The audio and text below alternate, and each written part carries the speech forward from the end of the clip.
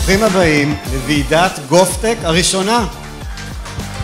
נדבר בגובה קרקע, איך מחברים את היכולות הטכנולוגיות כדי לתת מענה לאתגרים לאומיים כאן ועכשיו. זה האתגר שלנו. אחד הדברים שדלויט עושה בתחום הממשלה זה לחקור איך ייראו ממשלות בשנים הבאות כדי לתת איזשהו head start למשרדי הממשלה בעולם, להכיר את המגמות שמשתנות ואיך זה הולך להשפיע עליהם ביום יום.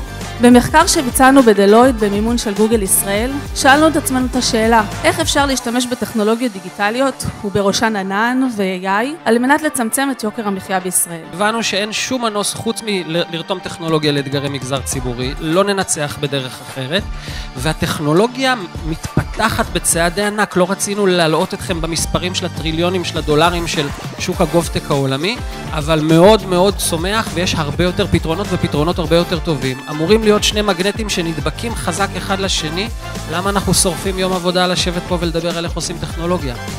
עוד כוח שהצטרף לחיינו והוא לא הולך לשום מקום, וזה האג'נט. אם אנחנו לוקחים את זה לעולם של צריכת שירות ממשלתי, אזרחים, תושבים היום, משתמשים בכלים האלו לפני שהם נכנסים לממשקים, לפני שהם נכנסים לקבלת שירות ממגזר ציבורי. אנחנו צריכים להבין את זה ולהיכנס ל-Gen AI mindset. ומפה היה איזשהו רעיון מגניב, שאמר אם היה לי צוות פיתוח ותקציב, הייתי מממש אותו והייתי נהיה מיליונר.